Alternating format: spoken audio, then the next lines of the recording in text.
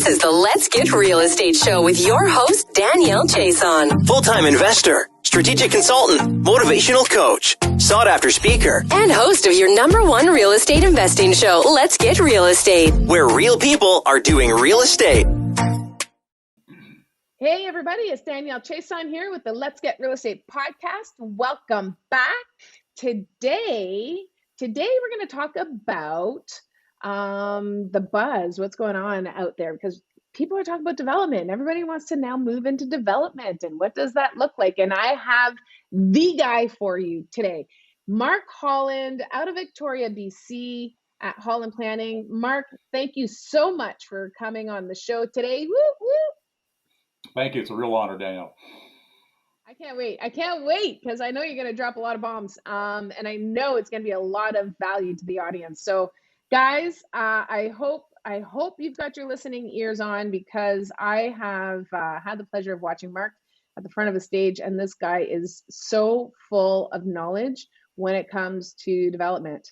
Mark, give me a little bit of background on your history and what you did, because I know you had, you've done so much, but just for the audience so they know who you are and kind of your background, where you came from.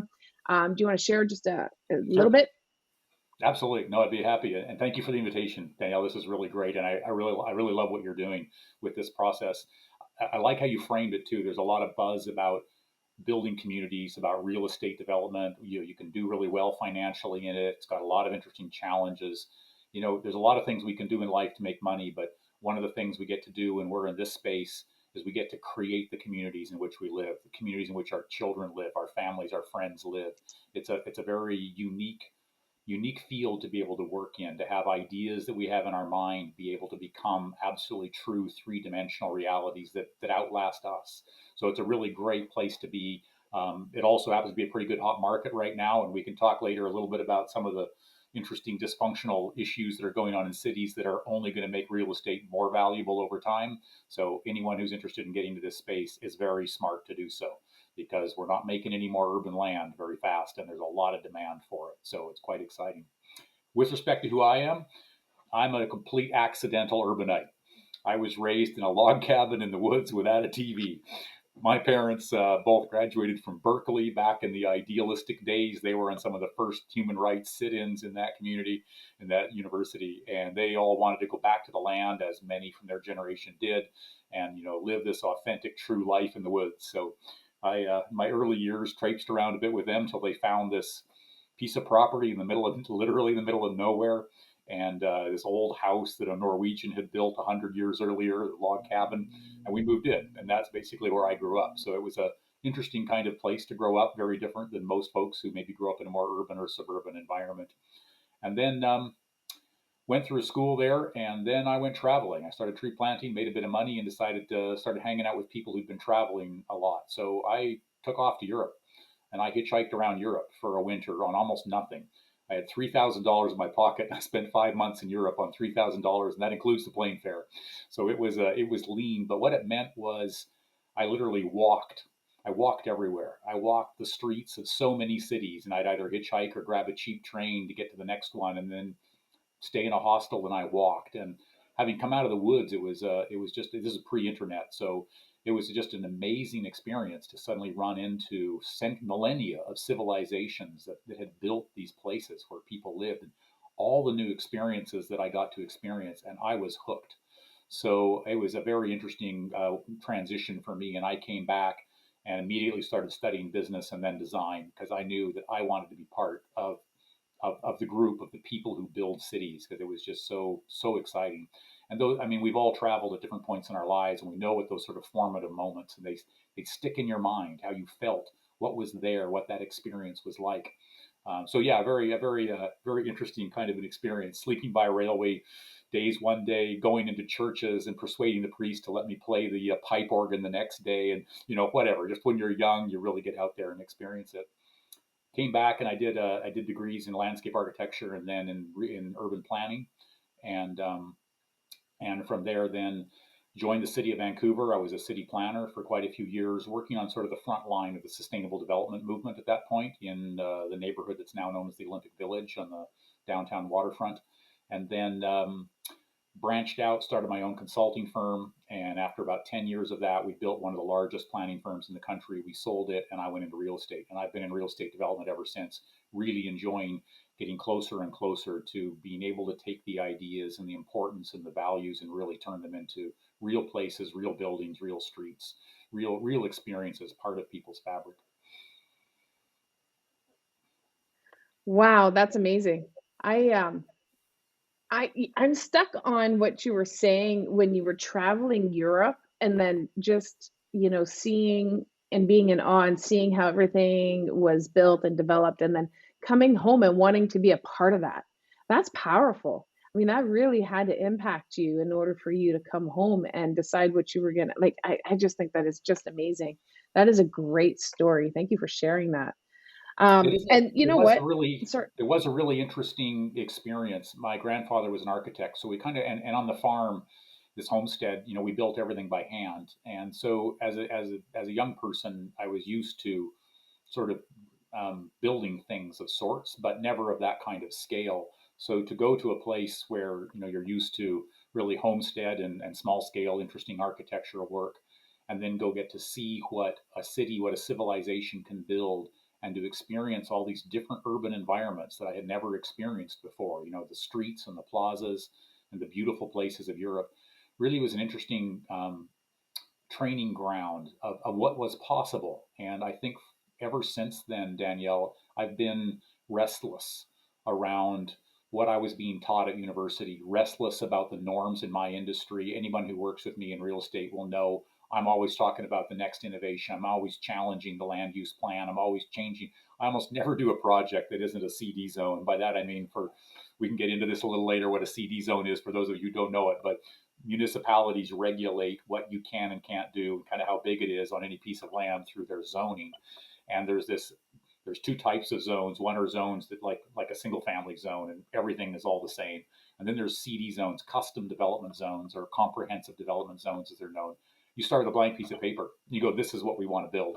So then let's write the regulations around what we want to design, around how we want this to function, what kind of uses, land uses, and businesses, and how they all fit together. So I almost never do a project that isn't a CD zone now, regardless of whether the planners sometimes don't like those because they get complicated. That's the beauty of great places. They're complicated, they're rich. So we need to get our regulations to support the magic that we can imagine in our minds. Let's do that. And if you've ever looked at the zoning bylaws for places like Whistler, which are truly magical places compared to most other urban fabric we live around, their zoning bylaws unlike anyone you'll ever look at.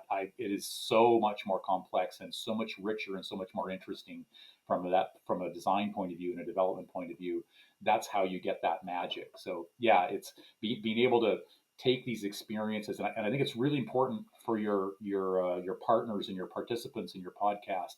When you get into development, it's easy to do the easy thing, but there's often a lot of value and interesting opportunities when you reach outside of that, and the things that make you think a place are beautiful and attractive and magnetic and better than the same old down the street are going to make everybody else feel the same way too. And all too often we forget when we're looking at ways to make money and we're doing very well. We're dealing with risks and costs.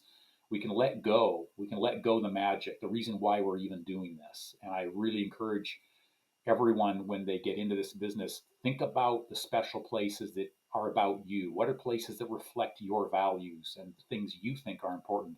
Because every special place that you go to on your holidays, you get on a plane to fly somewhere to go to a special place, that special place came out of the heart and the mind of some person. God didn't make that place. It came out of someone being true to themselves and going, I think we need to do something better. I have a vision for something that's exciting, and I think we can do that. Then you use the technical skills you have to make it happen. Otherwise, we can still make lots of good money doing generic work, and we're all in that all the time, and there's nothing wrong with it. But it's important to not lose sight of what's special about places and what you want to create as a person, because it is your life, it's your money, it's your time that you're pouring into these places.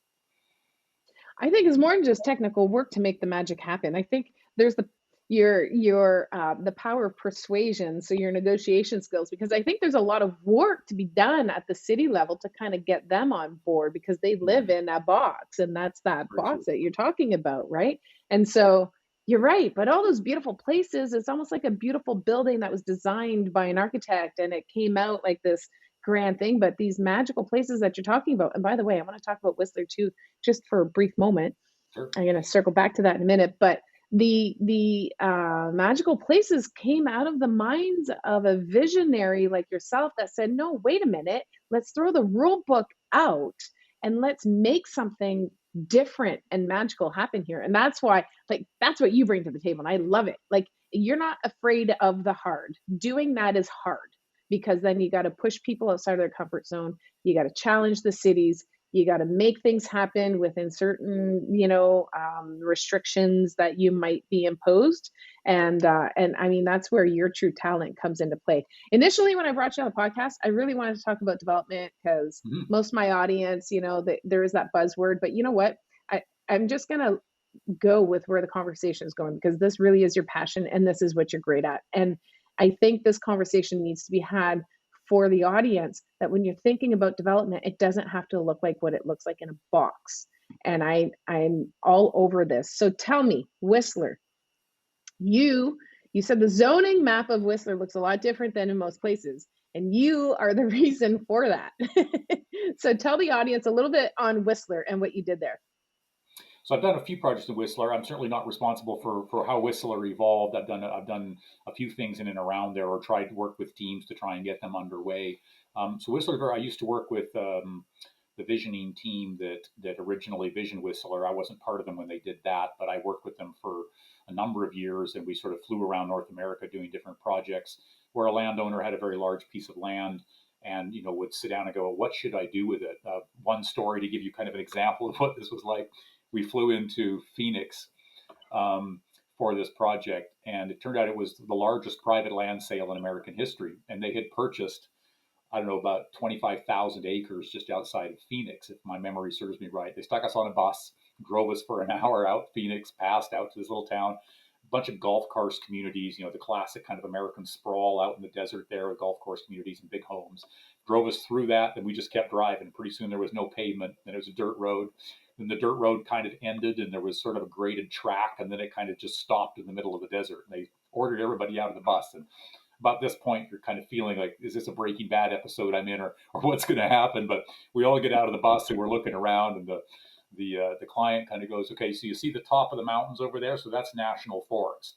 Other than that, every single square inch of the planet you can see right now, we own, and we don't know what to do with it. And that's why you're here. Help us figure out what to do with this. So that kind of gives you a sense of why that story is important. Is that's where Whistler, Mont Tremblant, a lot of the great destination mountain resorts emerged from, was that kind of thinking. And this group would really dig into meaning and stories and what the day, like minute by minute programming of the activities, to get this really rich, deep, granular quality to a place, which we all experience, but it's ironically quite challenging to take it from our experience and bring it into our development planning.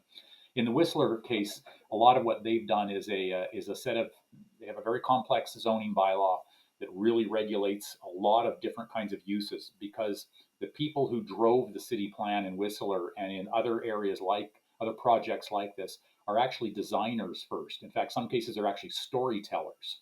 This group that I work with actually hired professional storytellers. So these are people who studied creative writing, who studied history. They didn't do, architecture, engineering, our world. They came to it as instrumental leaders in that. And they said, like, this is what people want to experience. They want to be able to walk out from here and then see that and then do that. When you talk about it this way, it sounds logical. Well, why wouldn't we do that in all of our projects? It's a good question.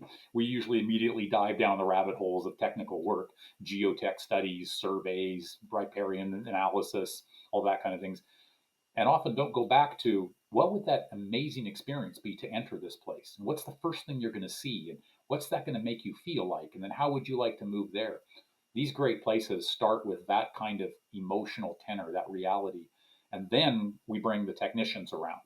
And then we go, okay, if this is what we want that to, how that to be experienced, or how that to occur, What do we need to do to make the actual place work? So in some ways, places like Whistler are almost built like theater sets. Like there's a whole industry of residential units and everything else is going on in the background. But that experience you feel of that urban fabric, that street wall everywhere you go, has been essentially created almost like a theatrical experience, which is a really rich way to go about that. So when you get inside of a place like Whistler, or for your listeners, for your participants here, if you're thinking of doing something just a little bit special, something a little more desirable than the competition that's down the road, because in real estate we're all dealing with highly competitive environments, and it's the subtleties that differentiate us. In much of the real estate work we do, we'll try and differentiate ourselves on the kitchen design or the bathroom design, or we'll do a few kind of interior design things. We'll make a nice entrance, get a piece of art, and give it a flashy name, and we think that's good enough. And there's a lot of reason for that because it's a difficult in business, and it needs to be a bit of a machine sometimes for the larger companies. But sometimes just that little bit of extra thought into that theatrical experience of being there that makes it memorable, that makes it desirable, that makes it meaningful, not just another generic place, can absolutely yield big dividends. It takes time. You don't have to hire someone else to do it. You can do it yourself and then work with your professional team to help make that reality. And that's how places like Whistler came to be. Because if you look at Whistler, why is Whistler a success? What's Whistler doing different? There are ski hills across North America. Anytime you got a mountain, you got a ski hill. So think of the number of potential ski hill names that exist in North America, and how many of them have you heard of? Not very many of them. There's a handful that pretty much everyone knows about. In central eastern Canada, Mont Tremblant is legendary. Same team that did Whistler, Intrawest. Same visioning group behind it. Intrawest here on the west coast, and Whistler Blackcomb. Aspen and some of the areas on that corridor between Denver and Aspen, just a whole host of actually really interesting ones. A lot of them the same teams worked on. And it was really this deep level of experience and the connection of design guidelines to the kind of core development planning and then the financial model that went with it. So, development is something that we go into, and it's a whole world. And I'm, happy to talk through the process, and really happy to if anyone wants to reach out to me at any point with questions or thoughts, really happy to engage in a conversation with them. I love this community. I love working with people who are getting into it. I think it's just so important. But I believe that, and I say this in the university classes that I teach, that every generation has to remake the world or make the world that they're making in their own image. We don't get anything beautiful when we keep ourselves and our experiences out of it. And that's part of what I think traveling through places like Europe and some places in Asia that are just really old and spectacular, they were created not through zoning codes. They weren't created by a bunch of people with Sharpies going, oh, here's how it should be. And they weren't defined by where the water and sewer line have to go, which all too often our lives are seriously hemmed by the Ministry of Transportation telling us what the curve in the road has to be. These were places that were built organically from design geniuses, from people with money who said, I want to create something that is memorable, and hire great people to do it. We kind of forget that all too often. And so I really encourage you to think up great places you've been, find them and be aware of them, and ask, what is different? Why do I feel different about this? Make notes, always be making notes about the places around. And when you come back, you'll find you could probably do a significant number of them without any change to any of the bylaws or any of the regulations or any of the plans.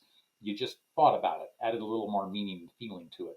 And suddenly your place, your project, suddenly has that je ne sais quoi. It's got that magic sauce. People will come and they'll buy. They don't know why they like it so much better. They'll have a hard time. They'll pick a few things. But it's really that you put your soul, you put that experience level into it. Same resources, same materials possibly, just some subtle differences that really add value and create great places. Like, for example, on a multi-unit development, for example, like just putting an outdoor living space, like an outdoor, what do they call them? Where you grow, this is the outdoor gardens, right? So like on the rooftop, having that little bit where people can commune there, they meet, and they can share in watching the plants grow and what they're doing. Like stuff like that you're talking about, right? Like Absolutely. just because it's a residential complex doesn't mean you can't throw something in there that gives it that flair Hmm. and kind of stands out in a more meaningful way. Because Hmm. ultimately, as real estate investors, we're looking at, from me anyway, I'm in the residential space, we're looking Hmm. at providing housing Hmm. and just taking it to an extra level. I think there's a lot to be said for that, and just also just to make the work that we do more purposeful, Hmm. not just, developing a new building, right? Yep, I agree. Yeah, no, it's an excellent point that you make, Danielle. And the fun thing about this is let's go to that rooftop deck that you were thinking about. When we think about it, let's say a rooftop deck, or maybe it's even a patio area. Our brain can only kind of process its Lego blocks, the Lego blocks that we're going to use to build it. It tends to get limited until we go into our experience. And if you think about, like, next time you're working with a team on something like this, think about the coolest patio you ever sat on. So one comes to mind for me, Palo Alto. So Silicon Valley, we were down there doing some work, meeting with investors on one of the projects I was working on. And there's this place called Santana Row. Some of you may, or some of your listeners may know about it. It's really kind of a lifestyle center, an older one, but it's right heart in the middle of Silicon Valley, and right in the middle. So it's kind of like a big horseshoe shaped area of retail with residential above it, some offices. But they created this kind of unique U-shaped street, and right in the middle of it is this big old tree. I don't know how old it is. I mean, the trunk's got to be 6 feet across. It's this big old gnarly tree. Most of the time, we would all come in and knock that thing down, right? We should like bring them up. We got the parkade to build. Get that thing out of here. We got the big root ball we got to deal with. What did they do? They built a deck all around it and preserved it, and it's right in the heart of the place. And then they've got these big oversized chairs, these beautiful outdoor chairs that look like indoor chairs, and they just sprinkled the whole area with them. And it's a hot day in Southern California. You've come off doing whatever you're doing, whether you're looking at projects or holidaying, you're playing golf, whatever. You're coming and you're tired at the end of the day. You see that tree and you see that furniture and that deck. At that moment in your life, there is nothing you want more in the entire world than just to go and drop yourself into one of those comfy chairs in the shade and have a nice cool drink and just pause and just stop moving and just think about how awesome life is at that moment, right? And then you can see around the corner, and they created this sort of little small Spanish styled, mission styled little kind of chapel, but it's actually a wine bar. So you can go get your wine and come back, and there's an oversized chess set if you feel like playing with a friend or something. But it's one of those sort of moments. So when you go back to the rooftop or your patio of your new project, why wouldn't we think about those things? We tend to often just kind of put that's our own experience. We don't think about bringing them into our lives. And yet, the most interesting approaches to development occur when we take what matters to us, and we take those experiences and we bring them in and we fuse them with what we're doing. Because then all of a sudden, that patio or that rooftop, it might be something you work with your design team and they go, well, listen, why don't we create something like this that experiences like that? And everybody falls in love with it immediately. That nugget of truth and beauty and attractiveness was sitting there in our minds all the time. We just don't go and harvest them and then insert them into the machinery of what we're doing. We tend to keep them apart. And that, unfortunately, is why a lot of projects just kind of don't really have a lot of magic in them. This group that did Whistler and everything else, they had a core, and I'll leave this, if you take away nothing from this conversation about Whistler and these stories of travel, there's two things your project must have. It must have logic. It's not a real project. You can't build it that doesn't have logic. Financial logic, regulatory logic. It's got to have logic. But it also needs magic. So in every project, look at that and see what you can do. That's the logic. Without it, doesn't work. But this is what's going to make it fly. This is what's special. And that's where the meaning sits. And that's where that extra experience you get, extra value on both financial as well as just kind of the whole experience of it. And for the community, for your buyers, for your participants, that's where it lies. Logic and magic. That's great. We need it in our Logic and lives. magic. Logic and magic. I love that. I think no, you're so right.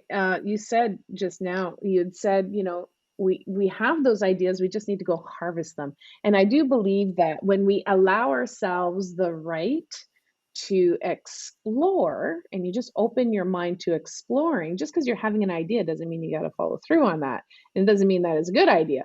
But at least explore those ideas and get curious about them. And that sounds to me that's really what you're saying here, is that, hey, when you're doing developments, don't be scared to kind of explore that and then find the magic. So love that. Absolutely love that.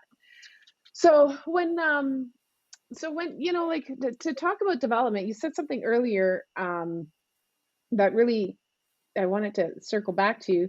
You said create the communities in which we live. Like you wanted to be able to create, like be a part of creating the communities in which we live.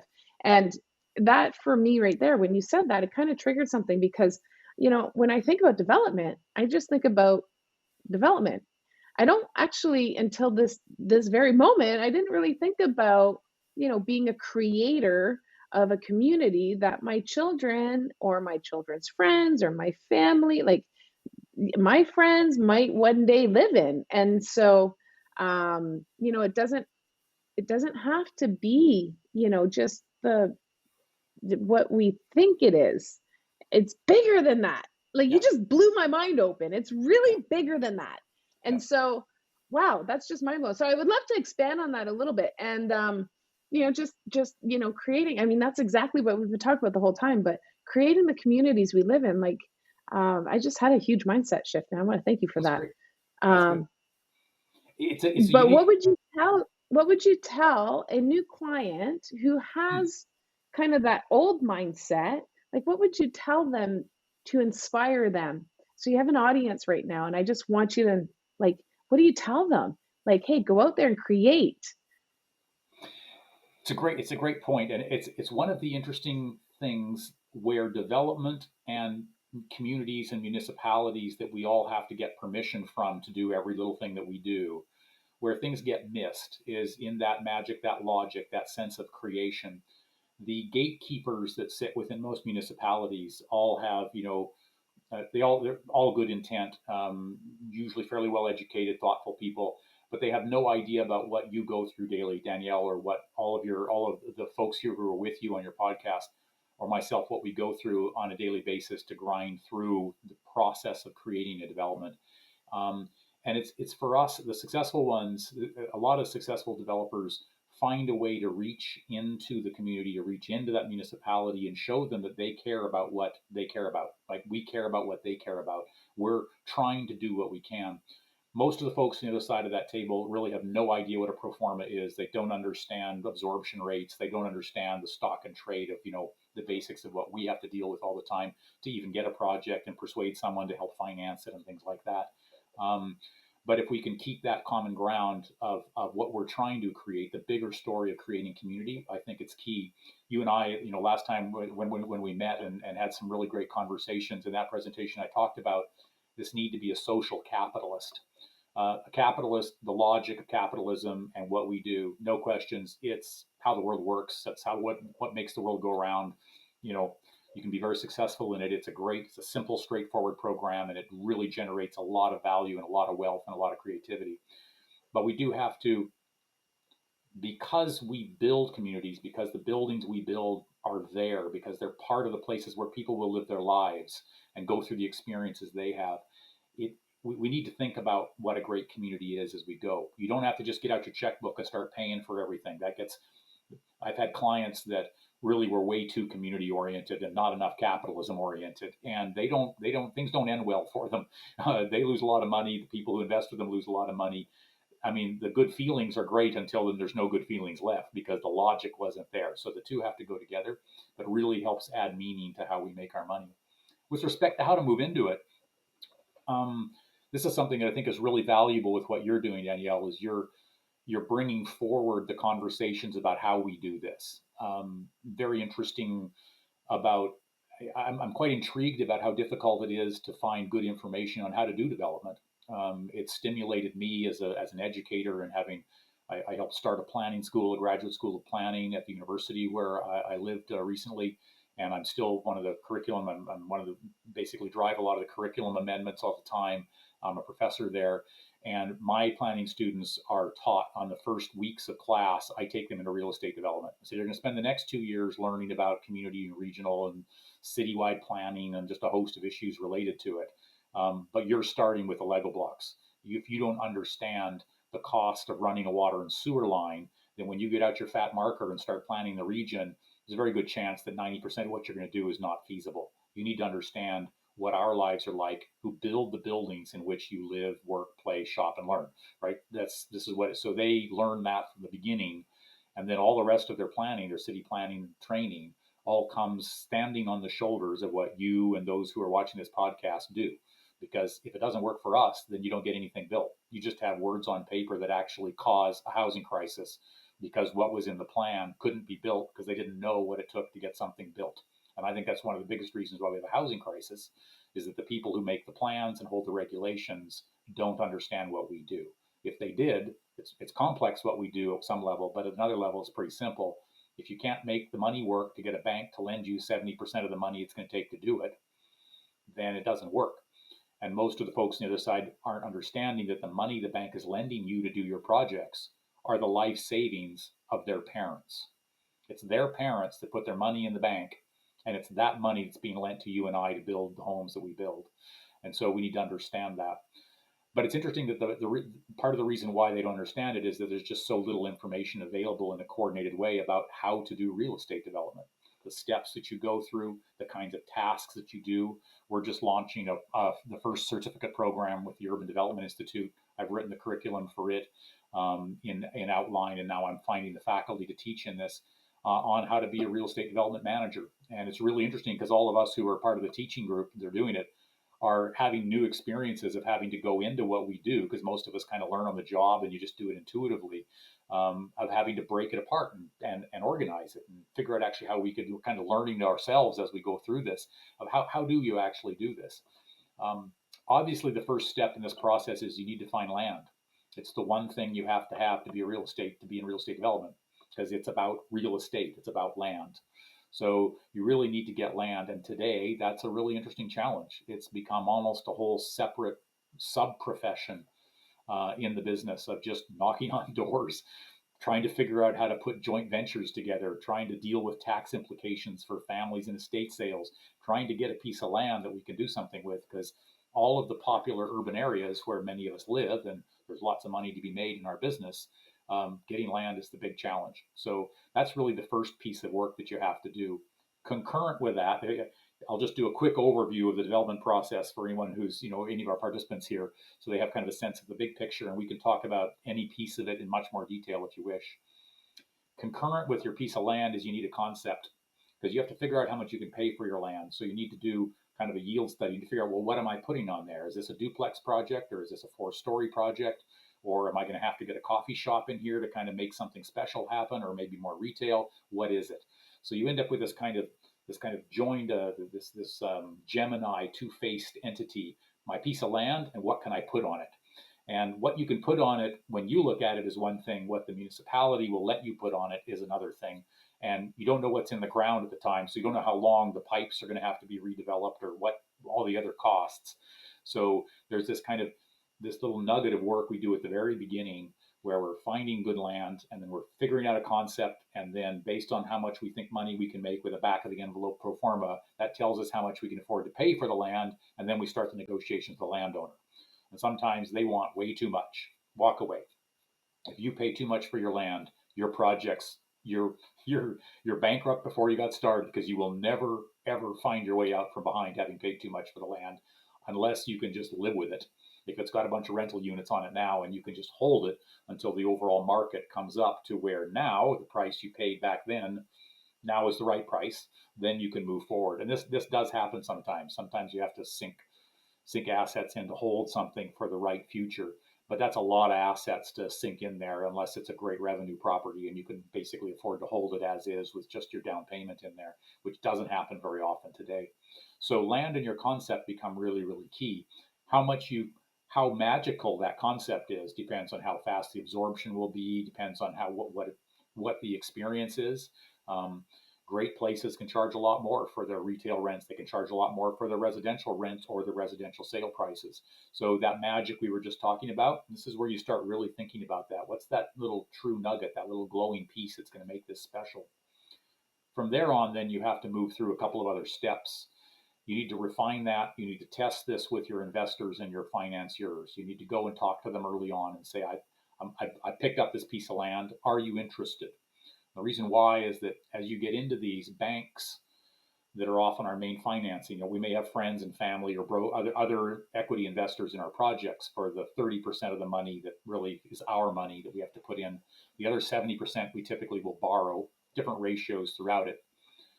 But a bank needs to believe in the process. They need to see all the real numbers. They need to make this thing work. And the other thing that we often don't remember about it is that if you're a banker, you've been given $20 million to lend into the real estate space as part of your portfolio of investments. But the real estate space is broken up into a lot of sub pieces. So there's lending to land for the land purchase or the servicing if you have to put in roads and sewers and water lines and a subdivision.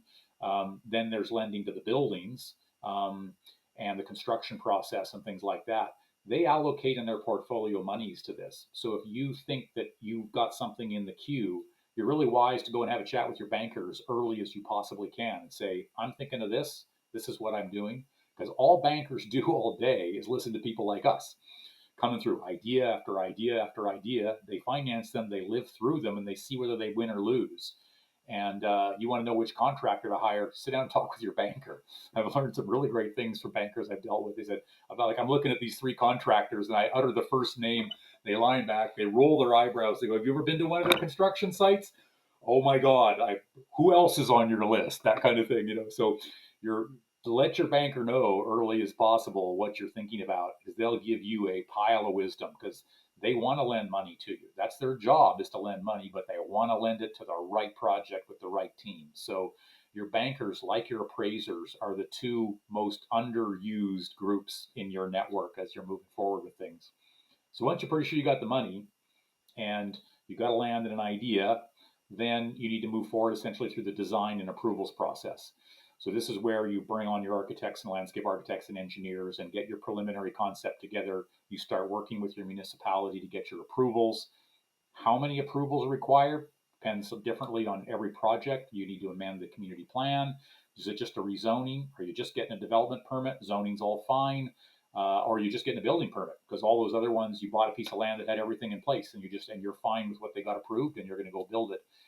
Totally legitimate at each one of those, and we all get involved in those at different points.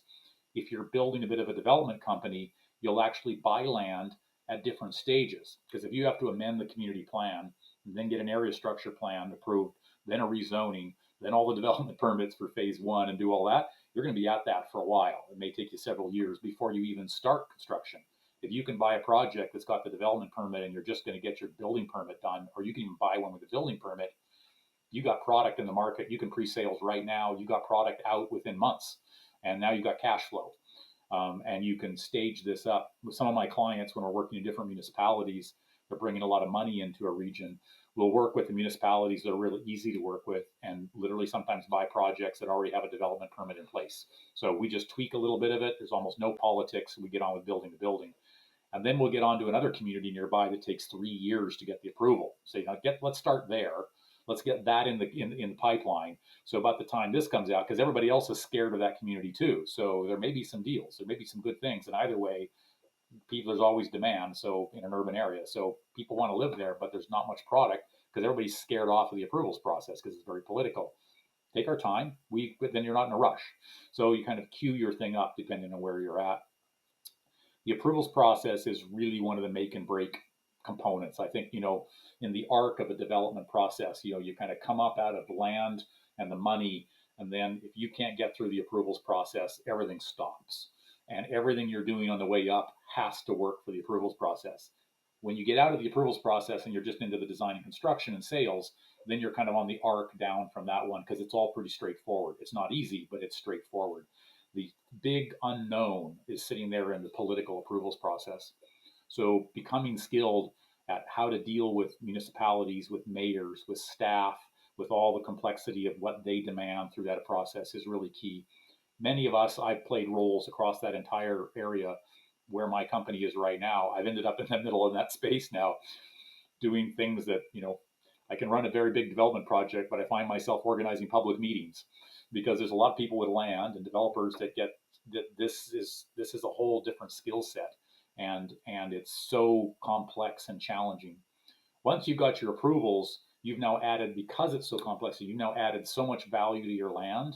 You can often have just the land lift value basically equal all the rest of the equity you need to bring into it. You may not need to bring another piece of cash to that project after you get that.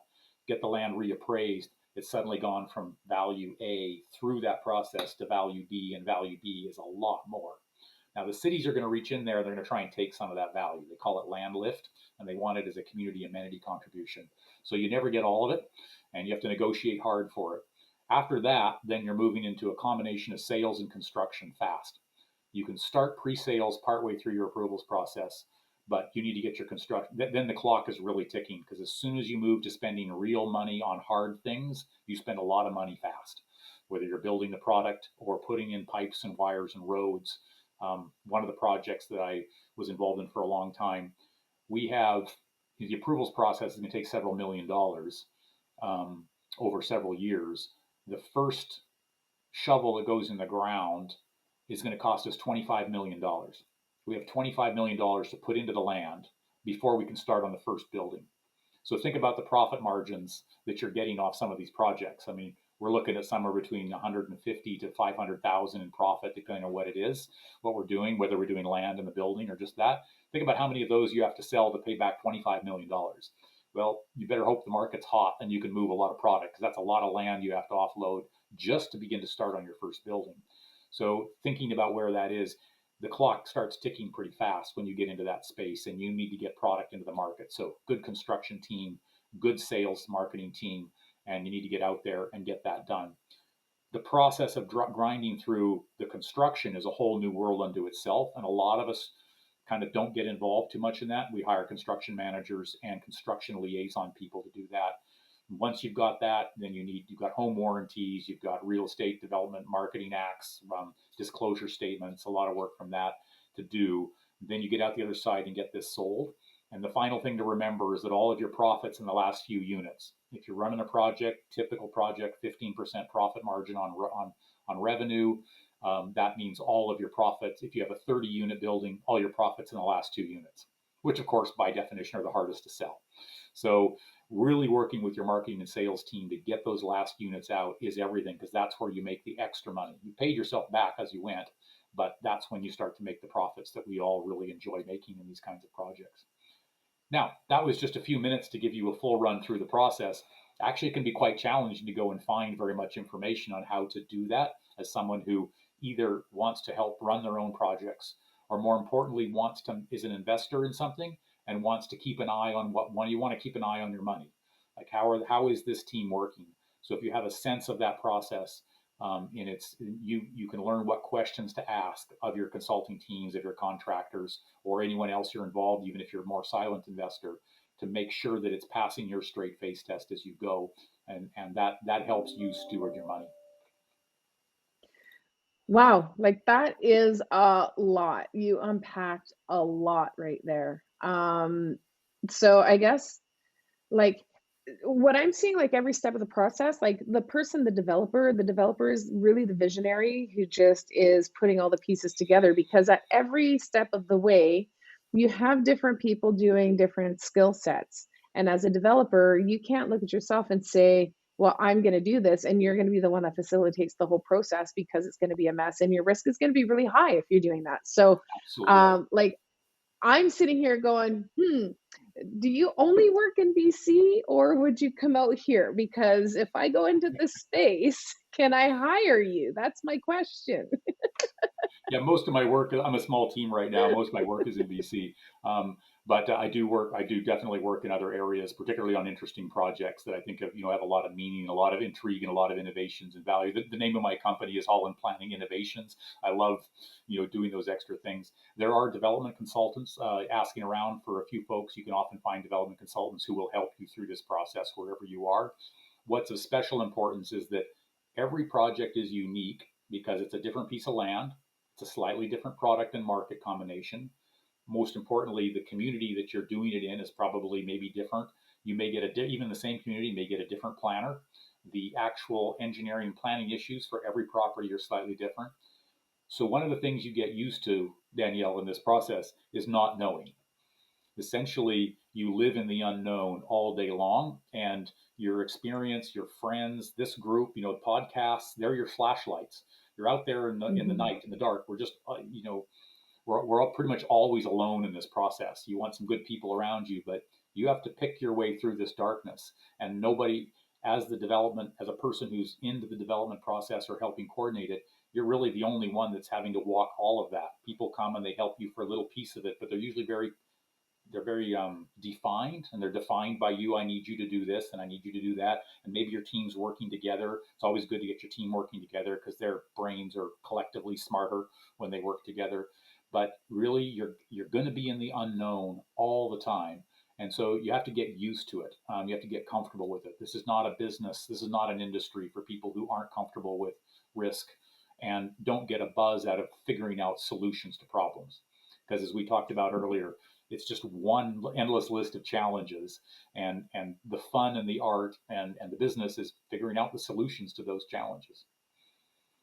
And yeah, like you say that, and it's so true, because I always tell people, like, every municipality is different. And as a planner, and if you're working in different municipalities, or a real estate investor or real estate developer in different municipalities, they're all going to have their own sets of rules. There is a standard provincial and a federal mandate, but then on top of that, there's the municipal bylaws. And so you have to work within that. And then the challenge is too, is that sometimes those bylaws change. Sometimes the people within the municipality are aware of the current bylaws. Some are still working on past bylaws. It's always changing. And so that is really challenging. And you do have to be a problem solver and okay with hitting these roadblocks and getting under them, over them, or around them if you have to go through them, but somehow find a way to the other side. So you're so right about that. There's one last thing I want to bring up before we sign off, because you had said, essentially all the profit is in the last 2 units in your example, right? Now, here's the one thing, like, I flipped houses for 5 years, and I teach people on how to flip houses. And when I'm sharing on how to flip houses, the biggest thing that I tell people that they don't realize when they get into it, it's that it's money out, money out, money out, money out. And then there's one last payday. Like, I don't know that people really grasp that concept, that payday doesn't happen until you sell. And not when you're done doing the construction, but it's actually when you close. So I always tell people it's from close to close. And development is very much the same way. So you close on the acquisition of the land, and then it's this. And for me it was months in flipping, but development, you're doing this, and paying the Mark Collins and the builders and the developers and all of that for years. Years. So you got to make sure that you're organized and you know what you're doing. There is a money game behind this real estate business that nobody talks about, and it's really key, especially in development, that you have that honed in. So thank you so much for highlighting all of that. Sorry, go ahead, Mark. One of the thoughts about that for people who are just getting started or early in the process, Danielle, I mean, and you absolutely nailed it, is that a lot of folks think developers make a lot of money, and they can. If they're smart, they can, and they should. They should get return because they're risking so much. They're risking everything. Their houses, typically a lot of the banks require you executive recourse. You're signing up your house, even if it's worth $1 million or $2 million, and you just borrowed $70 million. It's a drop in the bucket. But they want you to feel the pain. They want you to feel the pressure of you got to deliver. So you're always in that situation of money going out and the stresses of the money. And a lot of developers start with a lot of money because of that. And they put together an equity group, and you really need to make sure you have enough equity to do this. Because if you run out of gas halfway to the next, it's like driving across Australia. You run out of gas halfway between, Darwin and Perth, you're toast. You're in the middle of nowhere and there's no gas station. So you got to make sure you got a full tank before you get there. So the money game is fundamental on this one. The other thing, though, for people who are bootstrapping it, and your story about flipping houses is a perfect example, is when you get started. And this is what my wife, we still do this. We spent the last 4 weekends working on a rental project that we hadn't renovated for a decade and a half because we had great tenants, and now we brought it back to market at a much higher rate. We're doing the work, because when you sit down and run the numbers, yeah, there's a few weekends there, and we're getting older, and it really, our backs are killing us at the end of the weekend from laying floor. And 2 weekends ago, I was pulling the sink out, redoing all the plumbing in a place that had gotten probably a change in the toilet. When you're getting started, you got to do a lot of the work yourself. And that's where a podcast like yours or any other source of good information basically takes you and your skill set out enough to figure it out. So you're taking risks, but the money that's going out the door isn't as big. So when you're starting, you can start very small and slowly build that up. It's certainly how my wife and I made our wealth. Was we did most of the work. We started just small, literally with next to nothing when we started. and slowly built. We would sell and split and go do two things and fix that up and then make that work and borrow against that to do this. You can do it. And that's kind of part of the fun. If you got the buzz on for it, then you're learning plumbing, you're learning electrical, you're learning how to lay floor, you're learning how to do all this stuff in your projects. You'll probably start by flipping homes, even apartments sometimes. That's all you can do. Find a really messed up apartment in a good building. Preferably, go in looking for. Today, brass is back in. That used to be my wife's and I thing. It's got to have brass knobs. If it doesn't, well, then it's probably too old. Or brass knobs are great because it means it's probably in the late 80s, early 90s. Everything is dated. It looks awful. It's all arborite. It's just the worst looking place. Lick of paint, new floor, pull maybe replace some doors, new cabinets, new appliances, new flooring. You can do all of it yourself with a few skills, or get some friends to help you out initially or something, or learn. Just go on YouTube and learn the skills. That cuts your costs way down. Then you get to participate in the real estate game of adding value, selling, and making a lot more return on your time. And after a while, you can build up enough equity that then you can start to play in the next level of maybe new build or coming in as an investor in a new project, and start to begin to make a lot more money off that. So yes, the big projects, money just pours out the door, but it doesn't mean that you have to have a lot of money to start. You just have to start small and do it yourself and learn as you go, which makes you better later when you're managing other contractors, because you're looking at them going, no, I don't think you need to do that, because I know if I was going to do it, I would do it this way. And it helps keep the costs down later on, keep the money from going out quite so fast. Well, knowledge is key to everything. But you brought up a good point though. Like, I started flipping. I flipped single family homes, and I did duplex conversions. Now I'm doing multis. But I didn't start in the multis. I wasn't flipping multis, right? And so you got to start somewhere small. And just because the word development is such a big word doesn't mean you got to start big and do a whole subdivision. You can start small, whether it's buying a piece of land and you're building a duplex on it, and then go that route. Maybe it's a single family, it's zoned for single family. You got to go through the zoning process, maybe for a duplex. And then you learn the process and you get the skill set, exactly what you're saying, that you need in order to grow. So, but you know what? Fantastic. Listen, I am so stoked to have you on the show today. Like, it was amazing. Thank you so much. Now, if anybody wants to reach out to you, I know there's a lot of investors that follow us out in the BC area, and they may want to be in the development space. And you do a little bit of consulting too, right? Absolutely. So yep. I don't know how much you do of that, but you do consult as well. And if anybody even wants to take one of your courses, I know you've got your book out, all of that fun stuff. So if they were to reach out to you, email is the best way? Email's the best way. My day's pretty full, so then I can deal with it when I've got the windows of time to deal with it. I'd be, like I say, I'd be happy to have a conversation, offer some thoughts. I know people in different parts of the province, happy to do introductions to folks who are out here or elsewhere if I've got contacts. I believe that all of us who are building communities and building cities and building projects are a community ourselves. It's a special life. It's a special, almost a calling. You get excited about it. You get hooked on it. It comes with so much hard work and risk, but it's also incredibly satisfying. And most all of us will do whatever we can to help each other out as we go. So yeah, I'd be happy to engage anybody who'd like to chat. So if you want to reach out to Mark, his email address is mark@hollandplan.com. That's Mark, MARK, at Holland, HOLLAND, plan, PLAN.com. It's all going to be in the show notes, guys. So don't worry about it if you didn't, if you're driving, if you're out and about, listening, if I'm in your ear right now, it's going to be in the show notes. So just go to the show notes, or you can check out Mark's bio on the website at letsgetrealestatepodcast.com. All of his information is going to be there, his contact information, and a link to the book if you're interested in getting his book.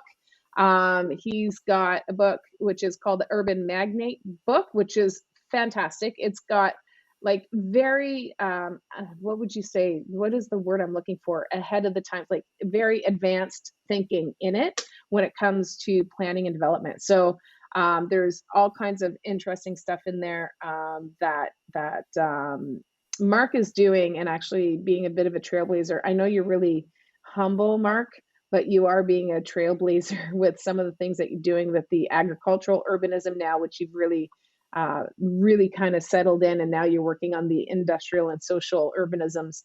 And I just love all of that, and I want to know. I'm going to bring you back. I want an update on all that stuff. If you'd come, yay! Woo, woo. Okay. So, but in any event, I just want to say thank you to my listeners as well, and to you, Mark, for being here. And just because I know you're a super busy guy, and just to take like an hour of your day to come and hang out with us, little people, I just am truly, truly, truly grateful. So, and to the listeners, I am thankful that you trust me and my guests to help you on your real estate journey. Don't forget to like and hit the subscribe button. If you think that this was valuable in development, you know somebody out there that could benefit, don't forget to share.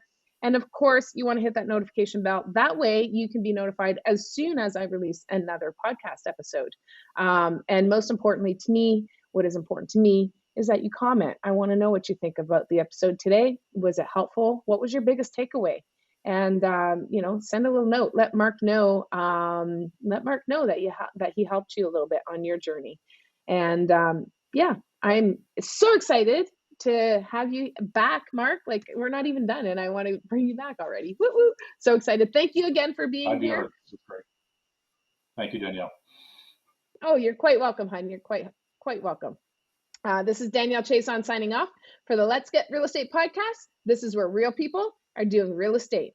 Bye for now.